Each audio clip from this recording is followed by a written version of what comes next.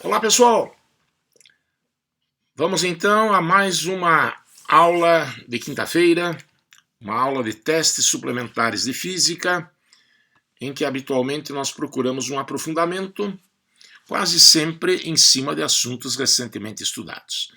Nessa semana demos início nas aulas regulares à mecânica quântica, mas só com as primeiras considerações. Vamos ter mais uma aula só sobre mecânica quântica na próxima semana.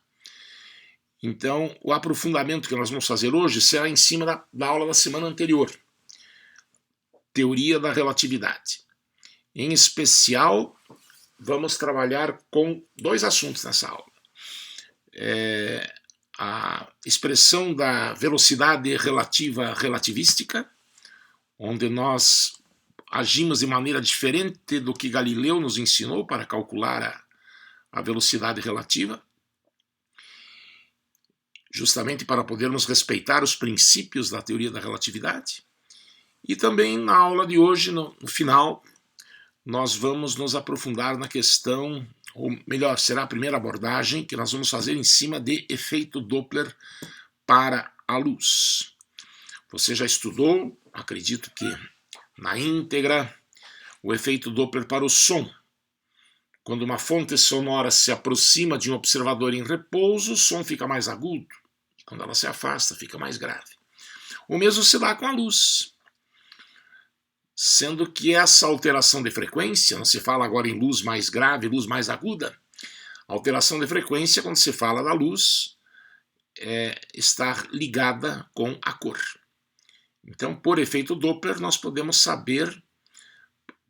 avaliar, por exemplo, se uma estrela está se afastando ou se aproximando da Terra. Sempre é bom ter em mente que a frequência varia dentro do espectro visível na ordem vermelho, alaranjado, amarelo, verde, azul, anil e violeta.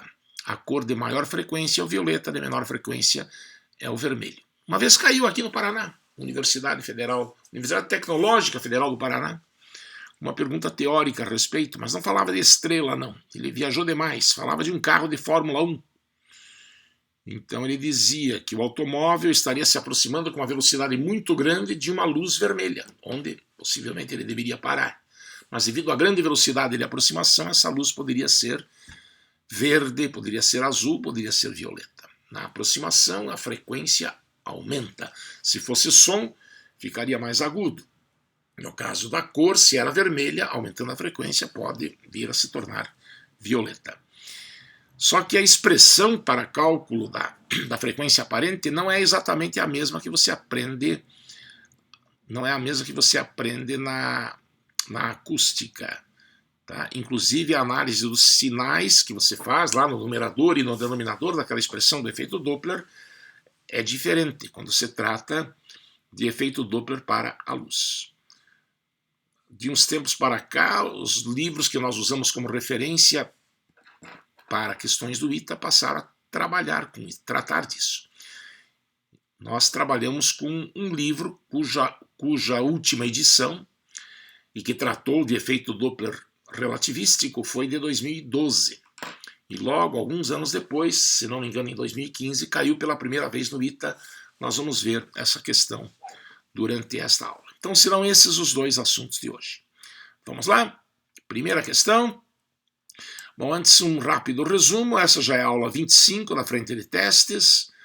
As expressões da relatividade do tempo, do comprimento e da massa já foram bem trabalhadas na aula anterior. Tá? Você vai poder exercitá-las também em situações mais elaboradas, inclusive, mas entre os testes propostos para casa. Eu não pretendo trabalhar com elas durante a aula, não. O mesmo valendo para E0 igual a mz², E igual a mc2 e a expressão da energia cinética, que como você sabe, não deve ser calculada por mv² sobre 2, mas sim por E menos E0. Né? A energia de repouso é E0, se há um trabalho externo fazendo a velocidade aumentar, o que se ganha é a energia cinética. A nova energia total, menos a energia de repouso, deve ser o ganho de energia, que no caso teria sido a energia cinética, assim que a gente raciocina. Tá? Isso vai ficar para você treinar em casa. Haverá uma coleção daqui para frente, isso vai se tornar cada vez mais intenso, além dos 5 exercícios que a gente costuma trabalhar em sala, tá? Ficará uma coleção para casa. Isso vai agora até o final do ano com testes cada vez mais, em quantidade cada vez maior. Tá? Convém que seja assim. O que nós vamos trabalhar durante a aula é com a expressão da velocidade relativa relativística. Ela já foi apresentada, treinada, inclusive esses exercícios aqui estão lá no final do material. Provavelmente você já se habituou com ela, mas a abordagem foi tão rápida na aula regular que não queremos correr riscos. Vamos ver aí alguns exemplos que são os próprios lá do final da coleção anterior, e depois haverá outros onde essas expressões poderão ser úteis também. Então, se v for a velocidade do trem em relação à Terra, u' for a velocidade da bala em relação ao trem, imagine-as a princípio no mesmo sentido. Se os sentidos forem diferentes, quer dizer, o trem indo para lá e uma bala disparada dentro do trem com uma velocidade relativa ao trem em sentido contrário, essa fórmula vai continuar valendo ainda. Claro que daí cuidados com o sinal deverão ser tomados. Isso também se explora mais na parte de testes. E U seria a velocidade da bala em relação à Terra. Eu prefiro colocar trem e bala, tá? Quando na verdade já deveria falar em onda eletromagnética em vez de bala. Em vez de falar de trem, deveria falar em nave espacial, em foguete, um objeto, enfim, que possa, um móvel, um veículo que possa adquirir grande velocidade. Mas pensar em trem, em bala, faz nos lembrar dos tempos em que nós aplicávamos Galileu. Regra da cadeia, lembra? Se um trem se deslocava com velocidade v, velocidade do trem em relação à Terra. Havia um exemplo, inclusive, que era de 5 metros por segundo essa velocidade. E um menino se deslocasse dentro do trem no mesmo sentido, a velocidade de 2 metros por segundo. Quem olhasse da Terra iria ver o menino a 7, né? 5, que é a velocidade do trem, mais 2, que é a do menino em relação ao trem. Você fazia simplesmente v mais u'. Se nós estivéssemos no ambiente de baixas velocidades, nós nos restringiríamos a calcular a velocidade da bala em relação à Terra, somando a velocidade do trem em relação à Terra com a velocidade da bala em relação ao trem. Isso, inclusive, seria ratificado pela regra da cadeia, como um dia nós já fizemos. E por que agora mudou? Mudou pelo perigo de, ao somar v com u', de você superar a velocidade da luz. O que, de acordo com o postulado de Einstein, espero que lembrem, que acabou dando origem na última aula à fórmula da relatividade do tempo, não podemos superar a velocidade da luz. Já pensou se o trem tiver velocidade de 0,8c e a bala tiver velocidade de 0,3c? 0,8 mais 0,3 dá 1,1. Quer dizer, a velocidade dessa onda eletromagnética ou desse objeto que está se movendo tão velozmente dentro desse trem que é super veloz passaria da velocidade da luz. Isso não pode. Então, a partir da relatividade do tempo, acaba-se deduzindo essa expressão que acaba respeitando, na verdade, os dois postulados de Einstein. Além de ratificarmos que a velocidade da luz é a mesma para todos os referenciais, lembra? Você leu a teoria da aula passada? Nós também vamos ratificar que a velocidade da luz é insuperável. Com esta expressão, nós não vamos poder passar da velocidade da luz. Então veja lá, exemplos são os mesmos lá do final da apostila, diretos matematicamente falando, mas que são colocados aqui para ser um convite à sua reflexão. Calcule U em todos os problemas que estou propondo aqui, nesse caso a minha incógnita é U. Algumas vezes poderá ser V, poderá ser U', aí vai depender do que é dado, você terá de interpretar cada problema. Então nós vamos calcular a velocidade da bala em relação à Terra, quando V, U' for muito menor do que C. Quer dizer, quando a velocidade do trem for pequena e quando a velocidade da bala relativa ao trem também for muito pequena, muito menor que a velocidade da luz.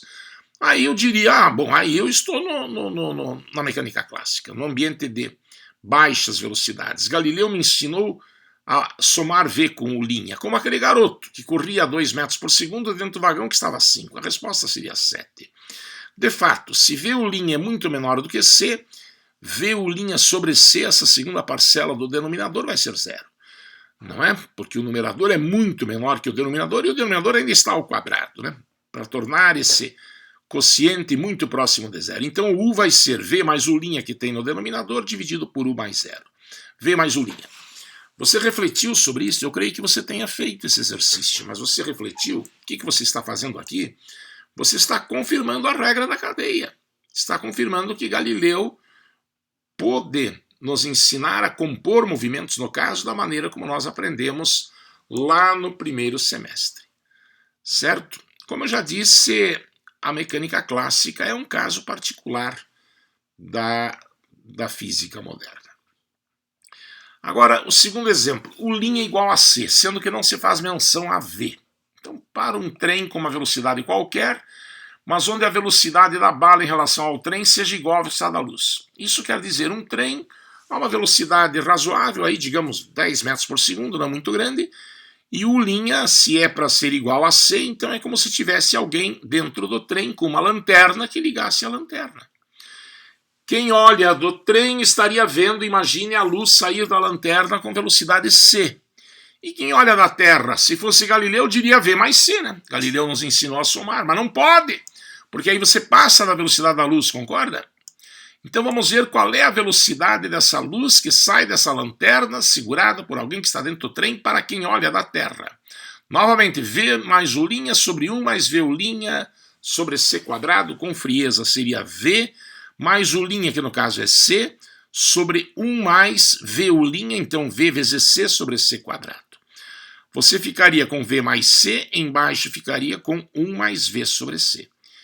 Tirando o mínimo, embaixo, né, em cima continua v mais c, embaixo, tirando o mínimo, fica c mais v sobre c. Multiplicando invertido, você corta v mais c e fica c. Veja que resultado credor de reflexão.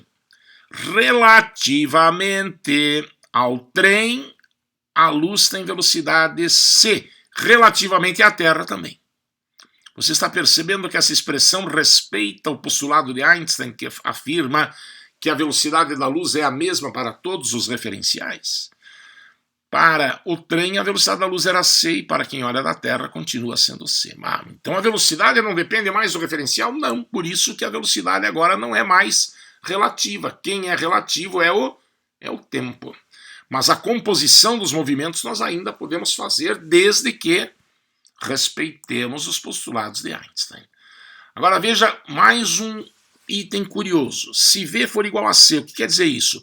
Um trem com velocidade igual à da luz, ou um foguete, ou uma nave espacial, porque trem é difícil imaginar. E o linha igual a c, quer dizer, nesse trem que já se move com velocidade igual à da luz, existe uma lanterna acesa que emite luz com velocidade c também. Se fosse Galileu, mandaria fazer c mais c, 2c, mas isso não pode. Quem olha da Terra não poderia ver a luz com velocidade 2c, porque a velocidade da luz é sempre c, não é? E se eu calculo dessa maneira, é para você ganhar confiança, ficará com u igual a v mais u', tanto v quanto u' valem c, por isso c mais c, dividido por 1 mais v u', c vezes c sobre c ao quadrado. C mais c, 2c, aqui embaixo vai dar 1 mais 1, que é 2, 2c sobre 2 vai dar c. Quer dizer, a velocidade não é 2c, como a regra da cadeia levaria a concluir. A velocidade da luz continua sendo c, tanto para quem olha de dentro do trem, quanto para quem olha da Terra. Você já refletiu sobre esse resultado? Eu estou começando esta aula assim pelo meu temor de que os alunos mais dedicados, mas que talvez não se deem ao trabalho de fazer reflexões, já tenham feito esses exercícios. São os últimos do final da coleção proposta, não é? Mas não tenham pensado a respeito. Nós estamos ratificando novamente essa informação importante. A velocidade da luz é a mesma, quer para quem olhe de dentro do trem, quer para quem olhe da Terra. Se você está bem lembrado, foi esta a suposição que nós assumimos quando deduzimos na última aula a relatividade do tempo. Quer dizer, não, eu não cheguei esse ano, né? Em época remota não vale a pena ficar fazendo uma dedução que já está feita na apostila. Eu pedi que vocês lessem, até porque sei que se não lerem também não vai ter grande problema. Mas é o ponto de partida, sim, supor que a velocidade da luz seja a mesma em relação ao trem e em relação à Terra, é a base para que se prove que o tempo é diferente conforme o relógio esteja dentro do trem ou esteja na Terra, sobre o que, né, nós falamos na aula anterior. E agora um caso, talvez, que não despertasse o perigo. Se o trem tiver velocidade meio c e a bala tiver velocidade 0,4c, que segundo Galileu, a velocidade para quem olha da Terra seria 0,9c, eu não estaria desrespeitando a condição de que a velocidade não pode superar a velocidade da luz. Mas eu já estou aqui com valores muito grandes, né? Acima de 10% da velocidade da luz. Então já é o que basta para que eu não possa raciocinar com as regras da mecânica clássica. É claro que se o trem está a meio C e a bala está a 0,4C, é claro que quem olha da Terra vai ver a bala a mais de meio C, a mais de 0,4C, mas não igual à soma. Não é? Como é que fica? U igual friamente na fórmula, V mais U' seria 0,5C mais 0,4C sobre 1 mais V' sobre C quadrado. Então 1 mais meio C vezes 0,4C sobre C quadrado. 0,5 mais 0,4 dá 0,9C. E embaixo, meio vezes 0,4 dá 0,2C, não é mesmo? Porque, aliás, dá 0,2 apenas. 0,2 que C quadrado simplifica. 1 mais 0,2 embaixo dá 0,2. 0,9 por 1,2, 9 sobre 12, simplificando dá 3 quartos, 0,75C. Um valor, como era de se esperar, maior do que meio C, maior do que 0,4C, mas que não corresponde à soma de meio C com 0,4C. Então, fazer composição de movimentos quando se está perto da velocidade da luz, ou nela, por que não pensar assim, os fótons podem fazer isto, requer este cuidado, calcular a velocidade relativa desta maneira. Tá? Eu falei de efeito Doppler relativístico, não toquei nesse assunto ainda, só mencionei no começo da aula, tá? Se não me engano foi em 2015 que caiu uma questão. E a partir de 2012, né, porque inspirados nesta obra aparentemente inspiradora para questões do ITA, que também cuidados com velocidade relativa relativística passaram a ser cobrados. Eu digo porque antes não havia essa cobrança.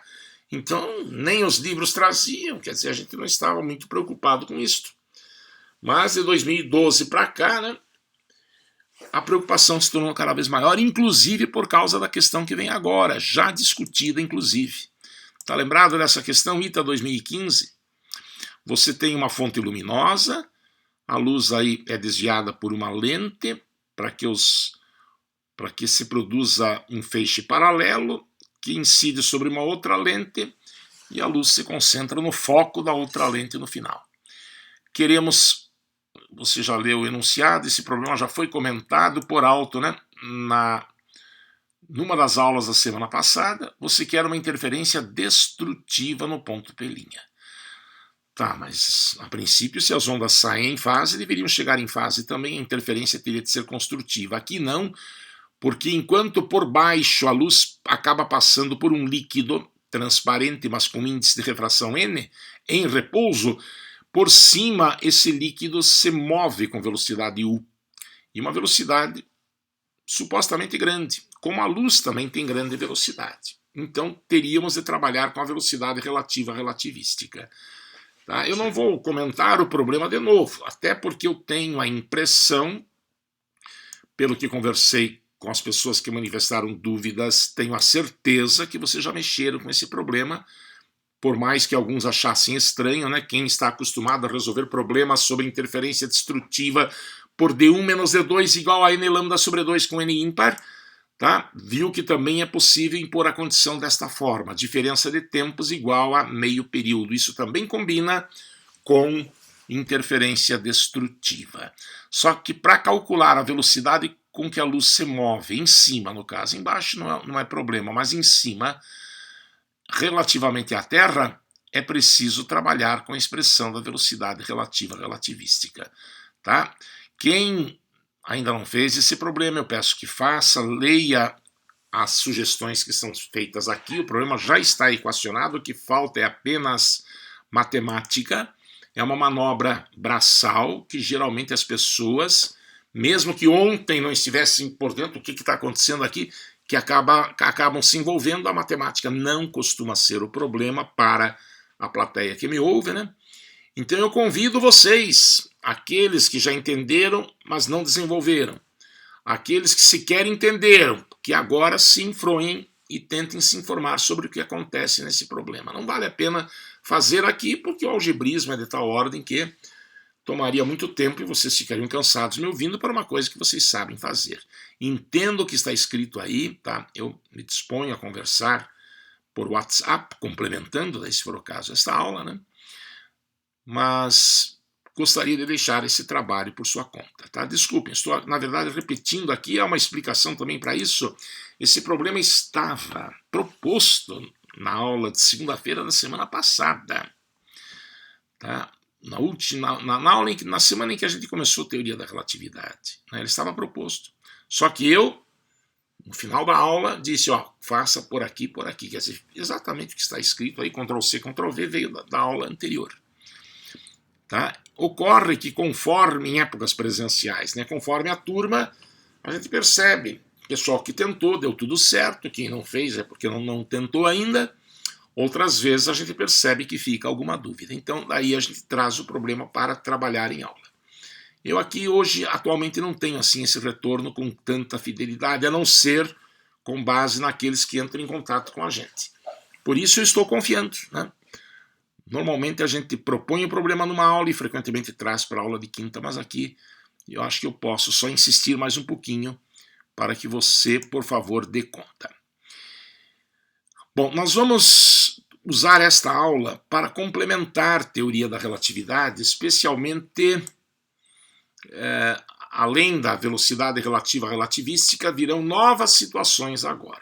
São situações, esta pelo menos no exercício 16, que é a fórmula da velocidade final para movimento acelerado, fórmula relativista do movimento uniformemente acelerado. É aquela fórmula, a equação da velocidade mRu-v, né? Aceleração constante, movimento uniformemente acelerado.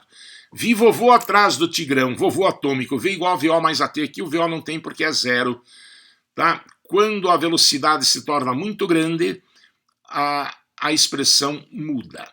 Esta fórmula está no tal do livro do Raxo, de onde muitas questões já foram copiadas, de estática inclusive, de MHS eu ainda vou mostrar, de gravitação, de termodinâmica. Esse Raxo já foi muitas vezes inspiração para as nossas questões das aulas de quinta, como também questões do ITA. Já saíram, pelo menos, muito semelhantes ao que está contemplado neste livro.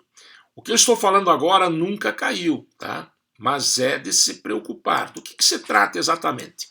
Imagine que você lance um objeto, ou coloque um corpo em movimento, aqui vai ser um foguete, ó. Suponha que fosse possível construir um motor de foguete que proporciona uma aceleração de 100 metros por segundo ao quadrado, isso é coisa, né? 10 vezes a aceleração da gravidade a uma nave espacial. Calcular o tempo medido na Terra que deve transcorrer para que a velocidade da nave seja 3/4 de c. 75% da velocidade da luz. Quanto tempo leva para isso mantida esta aceleração? Que é grande, mas é, digamos assim, finita. É 10 vezes a aceleração da gravidade. Esse motor deve ser super potente, né, para imprimir a esse foguete uma aceleração tão grande.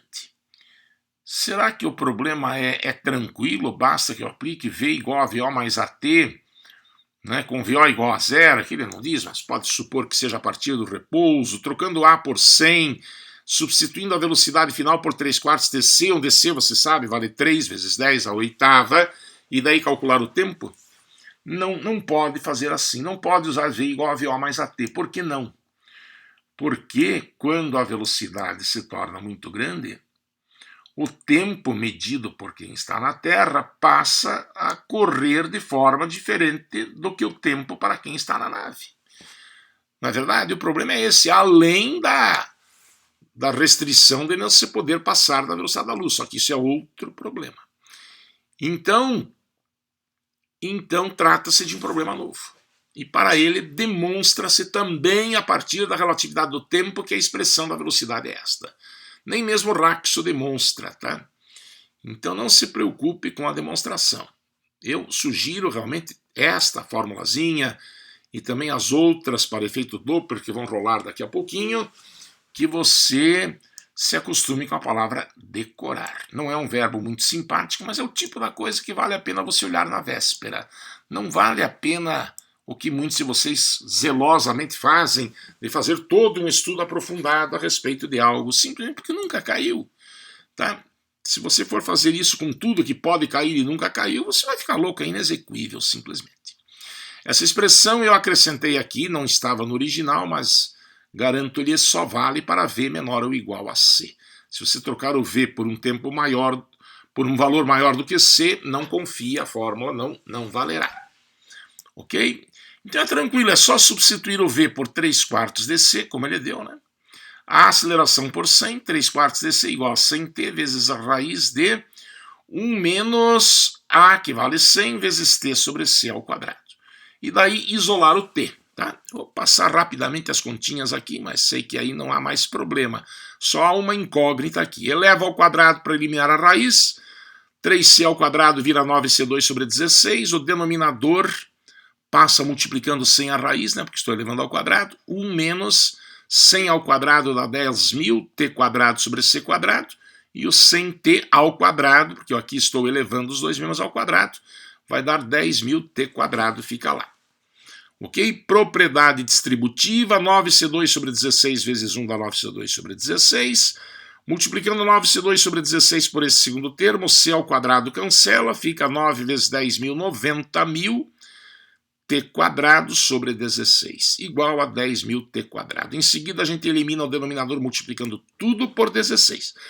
Vai dar 9c quadrado menos 90.000 t quadrado igual a 160.000 t quadrado. Aqui eu vi um probleminha também de formatação, né? Esse 2 aqui é expoente.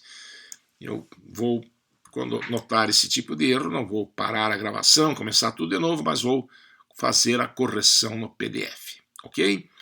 Então, isolando o t, 160.000 mais 90.000, 250.000 t quadrado igual a 9c2. Tirando a raiz dos dois membros, fica 500t igual a 3c. Por isso, t igual a 3c dividido por 500. 3 vezes a velocidade da luz é 3 10 à oitava, dividido por 5 vezes 2 ao quadrado, que é o 500. 9 sobre 5 dá 1,8. 10 à oitava por 10 ao quadrado dá 10 à sexta. Então, 1,8 milhões de segundos. Não é um tempo tão grande assim, né? Se bem que essa aceleração, para ser mantida, requer uma potência muito grande. Ok? Seria esse o tempo, então, medido na Terra para que a nave adquira esta velocidade, desde que mantida a aceleração colocada. E supondo, essa fórmula supõe que o móvel parta do repouso. Tá? Nunca caiu, mas vai que cai. Então, V igual não é mais V igual a AT, como seria, né? Mas é V igual a AT dividido por raiz quadrada de 1 menos AT sobre C ao quadrado. Dá para ver a relatividade do tempo escondida por trás aqui. E assim também será no problema do efeito Doppler. Ok? Se uma estrela estivesse sendo observada por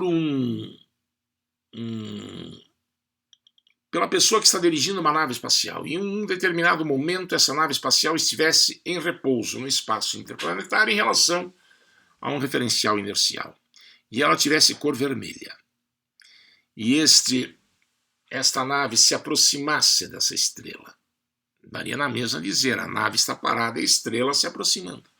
Deveria haver uma variação de frequência, né? O efeito Doppler não mudou. Só que em vez de falar em som mais agudo, nesse caso, som mais grave, caso a estrela se afaste, para começar, nem som, né? Embora a onda seja. Muda a cor.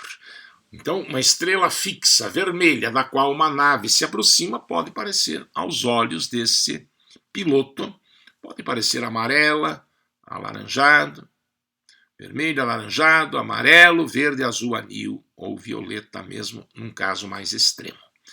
Como é que se resolve isso? Eu já sei, efeito Doppler. Como é que é? Frequência aparente igual a frequência real, velocidade mais ou menos em cima a velocidade do observador, embaixo mais ou menos velocidade da fonte. Tá? Tem dois sinais lá na expressão do efeito Doppler, mas isso lá para som. Tá? É isso, né? F é aparente igual a F que multiplica V mais ou menos VO sobre V mais ou menos VF. Ok? Então, velocidade da onda mais ou menos velocidade do observador sobre mais ou menos velocidade. Uma coisa é a velocidade da ambulância, né? Outra coisa é a velocidade do observador e outra coisa é a velocidade da fonte, né? Da sirene que está dentro desta ambulância, fixa a esta ambulância. Mas enfim, não se trata aqui de de efeito Doppler com som, e sim com onda eletromagnética. Como é que se lida com isso? Então, lá do livro do Raxo, desde 2012 que a gente está chamando a atenção disso, caiu em 2015, 2016, uma questão semelhante, tá? Vamos trabalhar com as duas. A questão do Raxo e depois ver de que jeito que isso caiu no ITA. O Raxo nos apresenta, então, também aqui, sem cogitar a demonstração, frequência recebida de luz proveniente de fonte que se afasta com grande velocidade de um observador em repouso. Por enquanto, por favor, o observador está em repouso, dá para provar que se a fonte se afasta, fonte luminosa, ela que emite uma radiação de frequência F0 quando vista por alguém em repouso, a frequência para esse observador da qual a fonte se afasta vai ser menor do que F0. Repare, 1 menos V sobre C em cima, dividido por raiz de 1 menos V2 sobre C2. No afastamento, já penso, esse sinal de menos deve significar que o numerador vai ser menor do que 1, sugerindo a princípio, sem analisarmos o denominador num primeiro momento, que o F deve ser menor do que F0. Faz sentido, né? Quando a sirene ligada se afasta do observador, a frequência parece que diminui, o som fica mais grave. E se fosse aproximação? Eu usaria mais aqui, com toda certeza. Embaixo não, porque trocar V por menos V ao quadrado dá na mesma. Embaixo vou usar menos sempre, tá? Já adianto essa informação para você. Quer dizer, nós orientaremos a trajetória no sentido do observador para a fonte. Se a fonte está se afastando, o V é positivo, mas tem o menos da fórmula. E se a fonte estiver se aproximando, menos com menos vai dar mais. Tá? Quer dizer, essa fórmula, embora esteja sendo apresentada para fonte que se afasta, também valerá com essa ressalva do sinal para a fonte que se aproxima. Já entro em detalhes a respeito disso. Então, apresentada a fórmula, a pergunta. Uma fonte de luz verde de frequência 5 vezes 10 a 14 Hz, frequência real F0 quer dizer frequência percebida por alguém que esteja parado em relação à fonte. Move-se de modo a se afastar de um observador em repouso, o qual observa uma alteração para o vermelho. A frequência passa a ser menor, né? A fonte está se afastando, o vermelho tem frequência menor que o verde, a frequência antes era 3 vezes 10 a 14, agora era 5 vezes 10 a 14, agora é 3 vezes 10 a 14. Calcule a velocidade da fonte. Aplicação direta. No lugar do F, coloca 3 10 a 14, no lugar do F0, 5 vezes 10 a 14 é a frequência real, 1 menos V sobre C sobre raiz de 1 menos V2 sobre C2. A matemática aqui é tranquila, gente. Você cancela o 10 a 14, passa o 5 dividindo, tira o mínimo, 1 menos V sobre C, fica C menos V sobre C. Aqui embaixo, raiz de C2 menos V2 sobre C2, já tirando da raiz, fica C aqui embaixo. C com C simplifica. O radical do denominador passa para o primeiro membro multiplicando, o 5 passa para o segundo multiplicando.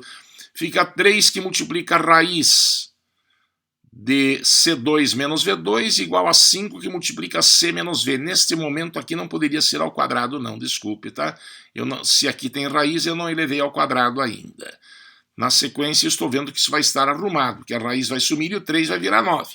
Tá? Arrumarei no PDF. Eu não elevei ao quadrado ainda, só passei a raiz multiplicando e o 5 para lá. Tá? Então, este quadrado aqui, por enquanto, não existe. Em seguida, sim, elevamos os dois membros ao quadrado, fica 9. Raiz de C2 menos V2 ao quadrado fica C2 menos V2, que a gente decompõe em C mais V, C menos V.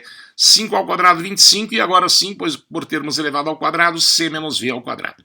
C menos V com C menos V simplifica. Propriedade distributiva, 9C mais 9V igual a 25C menos 25V. 9V com mais 25V dá 34V. 25C menos 9C dá 16C. Então a velocidade da fonte vale 16C sobre 34, simplificando 8C sobre 7.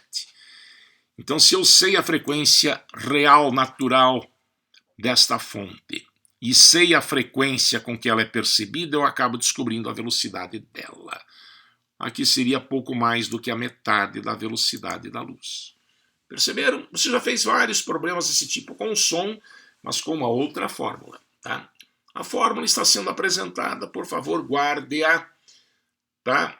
não fique decorando agora, é o tipo da coisa, como estou lhe dizendo, que vale a pena você dar uma olhada na véspera da prova. Eu fiz isso com várias coisas da física, até independente de saber demonstrar ou não, porque no dia da prova você não vai ficar demonstrando tudo quanto é fórmula, né? Então, na véspera, vale a pena você dar uma olhada. Vamos ver de que jeito que o efeito Doppler caiu no ITA. Já vou adiantando que é com a aproximação. Essa fórmula é deduzida numa situação de afastamento e onde a velocidade tomada positiva é positiva quando a fonte se afasta do observador. Quer dizer, o eixo é orientado no sentido do observador para a fonte. Só que aquele sinal de menos que aparece no denominador é da fórmula. Caso exista uma aproximação, a fórmula continua a mesma, mas o V que aparece lá em cima passa a ser negativo. E daí, menos com menos, se quisermos lidar daí com a velocidade em módulo, terá de ser mais o sinal. Isso vai acontecer, o ITA fez essa situação, essa alteração para que o problema não ficasse tão idêntico ao que está proposto no livro do Raxo. Se é que de fato alguém copiou do Raxo para se inspirar. Eu não estou garantindo que tenha sido assim, embora os indícios estejam aí. Tá? ITA 2016. Enquanto em repouso relativo a uma estrela, um astronauta vê a luz dela como predominantemente vermelha, de comprimento de onda próximo de 600 nanômetros. Isso eu chamo de lambda zero. É o comprimento de onda percebido, ele preferiu não dar a frequência, deu lambda. 600 nanômetros é o comprimento de onda da luz vermelha. Acelerando sua nave na direção da estrela, a luz será vista como predominantemente violeta. Opa, então na verdade o observador é que está se aproximando da fonte, suposta parada. Então eu ainda posso aplicar aquela fórmula? Sim, porque se o observador está indo para a fonte, tudo não se passa como se o observador estivesse parado e a fonte se aproximando. Só que esse sinal de menos, que vai prosperar a princípio, na hora em que a gente for começar os cálculos numéricos, esse menos vai virar mais, como eu já antecipei, para não ficar criando suspense. Então, a luz que era vermelha passa a ser vista como, acelerando a sua nave em direção à estrela, a luz passa a ser vista como violeta, de comprimento de onda de 400 nanômetros. Menor comprimento de onda, significando, claro, maior frequência. Mas a fórmula, daí a pergunta, né? Nessa ocasião, qual é a relação entre a velocidade da nave em relação à da luz? Ele quer a relação V sobre C. É isso que você vai ter de calcular. A fórmula que a gente viu foi F igual a F0, 1 menos V sobre C, sobre raiz de 1 menos V2 sobre C2. Tá? Mas os dados do problema foram os lambdas. Então lembre-se de que F se relaciona por lambda para a luz, por V igual a lambda F no caso, C igual a lambda F. Por isso o F vai ser trocado por C sobre lambda. O F do primeiro membro fica C sobre lambda. O F é 0, que está no segundo membro, C sobre lambda 0. Tirando o mínimo, C sobre V, cancelando o C, aqui embaixo raiz de C2 menos V2. C com C simplifica. Lambda 0 vai para o primeiro membro, lambda vai para o segundo. Lambda 0 igual a lambda C menos V sobre raiz de C2 menos V2. Então essa é a expressão do efeito Doppler relativístico em termos de comprimentos de onda. Daí a expressão, a observação sobre o sinal que eu já fiz. A expressão supõe orientação no sentido do observador para a fonte. Assim, na aproximação, esse V fica negativo, porque daí a fonte estaria se movendo contra o sentido anunciado na linha anterior. Percebem? A fórmula é a mesma, muda apenas o sinal do numerador. Denominador não, porque se eu trocar o V por menos V, né, que seria o caso, ao quadrado, dá na mesma, não é? Cancelo 0 com 0, 6 e 4 dividido por 2 dá 3 e 2, fica C mais V sobre raiz de C2 menos V2, ao mesmo tempo que eu passo o denominador com a raiz para o primeiro membro multiplicando, já estou elevando ao quadrado. Agora ficou certo, aquele errinho de antes não foi repetido. 9 vezes C2 menos V2 igual a 4, porque eu levei ao quadrado, C mais V ao quadrado. C2 menos V2 se transforma em C mais V, C menos V. 4C mais V ao quadrado permanece. C mais V simplifica.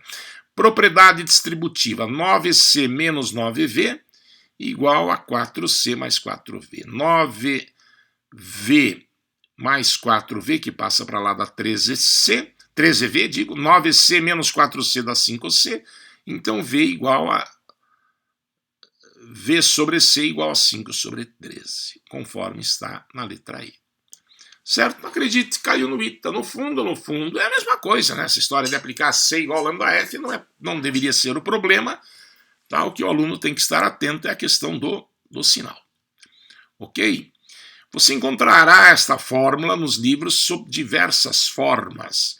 Eu já estou me sentindo mal de pedir para você guardar sem deduzir, porque a dedução importará, eu repito, num trabalho que você não vai ter no grande dia. Para um assunto, esse até já caiu uma vez, até não duvido que caia de novo, mas se cair, com toda certeza, bastará que você tenha familiaridade com a fórmula. E agora, se eu lhe digo que esse mesmo problema pode ser resolvido por fórmulas outras, que na verdade são as mesmas, ou é a mesma, só que disfarçada, eu não me sinto à vontade, mas se você preferir, poderá fazê-lo. Esse problema pode ser generalizado assim: f igual a f0, raiz de 1 mais ou menos beta sobre 1 menos mais beta, onde beta é justamente a razão V sobre C. A gente usa os sinais superiores, quer dizer, mais em cima e menos embaixo, quando f for maior do que f0, quer dizer, na aproximação, né? Quando a frequência aumenta. E os inferiores para afastamento. Então, cuidado que o critério não é exatamente o mesmo da acústica.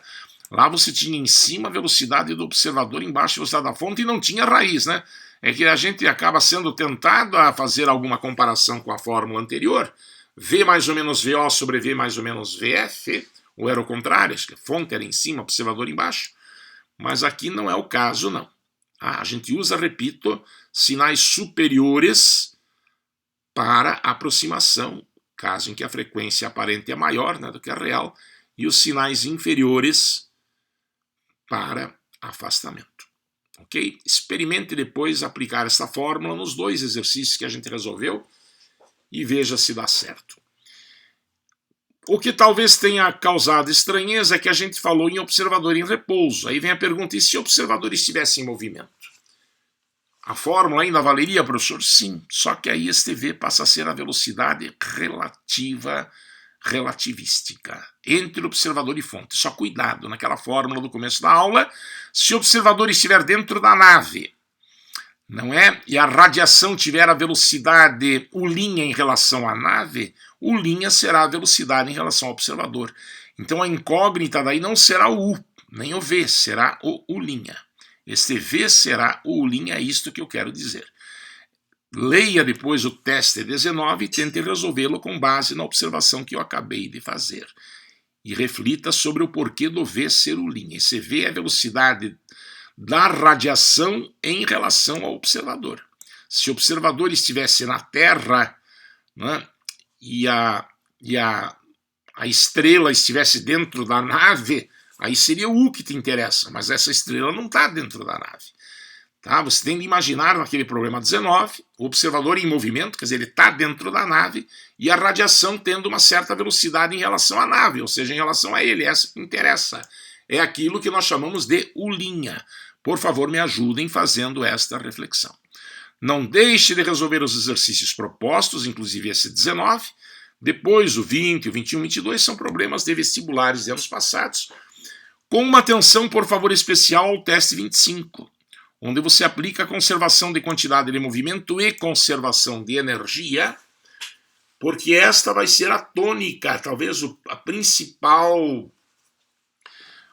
detalhe a ser explorado nas aulas finais de mecânica quântica de física moderna. Isso tem caído direto no ITA, tá? Conforme a época, cai só isso. Pode esperar, é conservação de quantidade de movimento, conservação de energia, um problema no ambiente da física, no contexto da física moderna. Ok? Mas eu creio que vocês conseguem, porque estas regras já são bem conhecidas, né? QI igual QF e conservação de energia. É o teste número 25 aquele a que me refiro. Ele também fala de efeito Compton.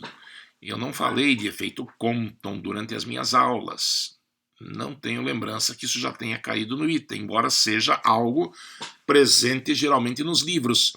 E no nosso material foi colocado como leitura complementar, e se não me engano até algum texto a respeito disso deve ter na própria apostila atual. Verifiquem, por favor. Se não, com certeza na apostila da frente regular você encontrará esse texto. Mas não precisa ficar muito por dentro do efeito, não. É só entender o que está acontecendo, né? Quem está incidindo sobre quem e de que maneira o desvio está ocorrendo, para daí aplicar QI igual que F e conservação de energia. Certo? Tenho a impressão que esse foi o nosso último slide. Era isso que eu tinha a comentar. Como eu disse, minha preocupação nesta aula, se você percebeu, eu gostaria que você então procurasse ver se atingiu esse que foi o nosso objetivo, foi ganharmos familiaridade com a fórmula da velocidade relativa relativística. Como é que é? U é igual a V mais U' sobre 1 mais V' sobre C quadrado. Né? Dá para guardar com facilidade. Faz 2, 3 exercícios. Tá? Não é decorar, é saber. Você saberá a fórmula como você sabe o próprio nome. Não precisa ir atrás da dedução. Tá?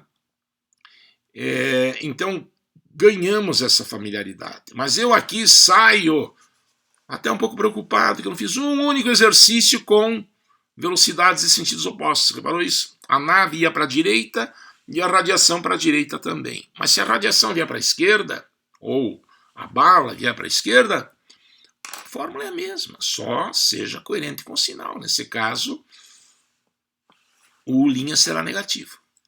Tá certo? O V será positivo, se você assim quiser, o U' negativo. E daí você vê qual vai ser o sinal do U, que é a velocidade da radiação para quem olha da Terra. Leia bem o que está escrito na primeira página, o que é o U, o que é o U', o que é o V, para saber adequá-los a cada problema. Isso é essencial naquele problema da interferência, por exemplo, e em vários dos testes propostos para casa, e também nesse teste 19, onde, repito, né, com o observador em movimento e a fonte também, a gente considera como V na fórmula a velocidade relativa entre fonte e observador, mas calculada com base na fórmula da velocidade relativa relativística. Ok? Não é uma coisa de se matar com a unha, mas não chega a ser um bicho de 7 cabeças. Certo? Nos anos anteriores, as pessoas que se dedicaram sempre se deram bem, a ponto de apontarem os erros de gabarito que na primeira versão havia. Eu creio que tenha corrigido os. Não deve mais ter erro de gabarito, isso até existe, né? Mas é muito raro. Se aparecer, por favor, me alertem, tá? Para que eu faça a correção. Aliás, eu até esqueci, né? Aquele problema da aula passada, qual que era? Era o 19 ou 20? Deve ser o 20, né? Cuja resposta marcava-se como C, o certo é A, ou será o contrário. Tá? Eu não fiz essa correção ainda, deverei fazê-la em algum momento. Vocês é que me alertaram, eu não tinha nem notado. Então, estou tranquilo, que eu sinto, realmente não é demagogia o que falo nas lives, eu sinto que vocês estão estudando, pelo menos esses que estão fazendo contato comigo frequentemente, e mais outros que eu conheço, que nem sempre fazem contato, mas que eu sei que estão estudando, até por informações de outros.